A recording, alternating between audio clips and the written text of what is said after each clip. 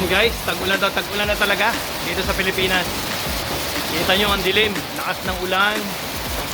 At yung mga punong yan guys, magkakadahon na yan. At dahil nag-uulan na. Ang rambutan na dating dami-daming bunga, halos wala ka makitang dahon, kundi bunga. Ngayon nagkamatay din. Kung makikita nyo guys sa mga previous video ko, ang daming rambutan. Ngayon guys, namatay dahil sa tag-init. Pero ngayon masiglang sila guys dahil napakaraming tubig. Ayan guys, oh, kita nyo, ayan oh. Grabe ang lakas ng ulan guys. Ayan, madidinig nyo yung sound ng ulan. Oh, oh, kita nyo guys ha. Tingnan nyo sa harap ng bahay guys. O, tingnan nyo. O, ayan, nasa bakuran namin guys. O, tingnan nyo. Lakas ng ulan. Super. Ayan. Nagkalaglagan lahat ng Indian mango. Wala na halos bunga ngayon siya. Ayan. O, ha? Ayan. Kita nyo guys. O, naapektuhan lahat nung tag-init. Naapektuhan lahat ng halaman. Itong saging na to last year puno ng bunga. Ngayon wala na. Kung matatandaan nyo guys, ito yung dahon na malagong-malago last year. Ngayon, ayan. Ayan, sa mga previous video ko guys, makikita nyo yung halamang yan. Napalaki ng dahon. Ngayon guys, wala siyang kadahon-dahon at halos mamatay. Ngayon, after ng nag-uulan araw-araw, ayan, gaganda na uli yan. Ayan, mula rito guys, makikita nyo yung bundok ng Sierra Madre. Pero ngayon, wala kayong makikita kundi dilim at ulan na malakas. Ayan, yan ang bundok ng Sierra Madre. Kung yung dulo na yan, pero wala kayong makita ngayon.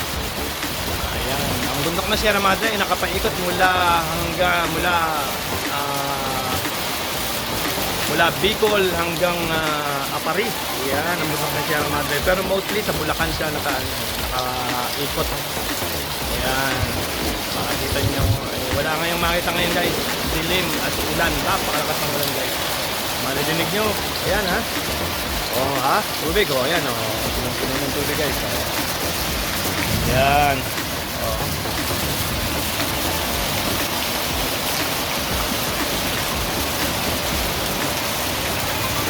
Ayan oh. Ayan. Nagmura ng mangga. Nagmura na yung mga mangga guys. Ayan. Nagmura yung mga dahon. Kaya wala nang paghanong mamunga ulit yan.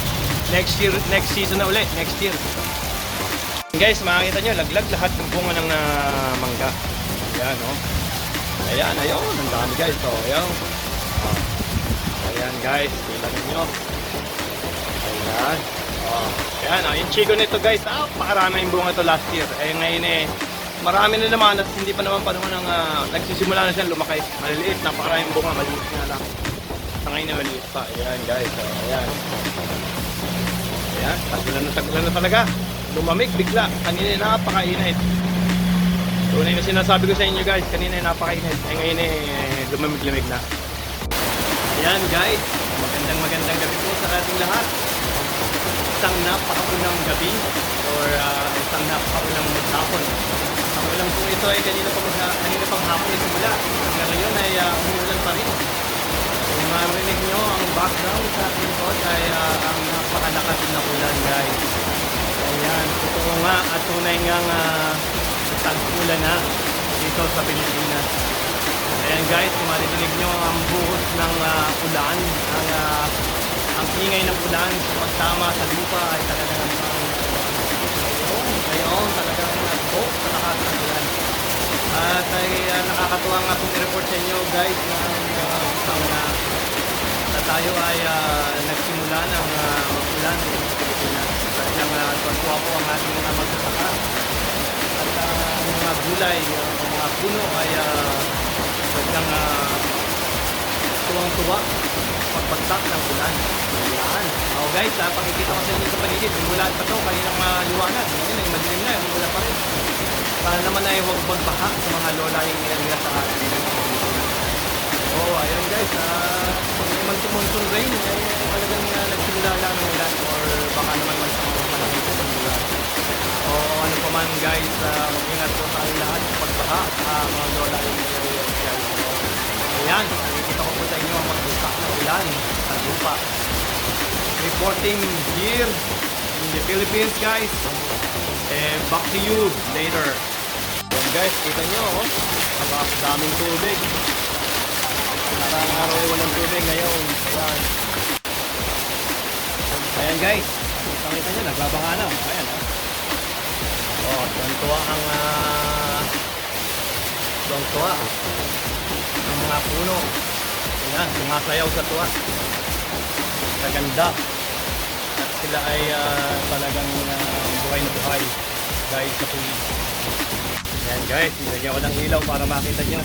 Talaga ng takas ng ulan, may tulog, may thunderstorm na nagaganap dito guys sa lugar namin. Kita nyo guys, nagsasayaw na ang mga dahon at ang sanga. Ayan. O, kita nyo guys ha. O, ayan, nilagyan ko ng spotlight. Kung makikita nyo guys, spotlight yan. Ayan. O, ayan guys, makikita nyo mga puno. Ayan.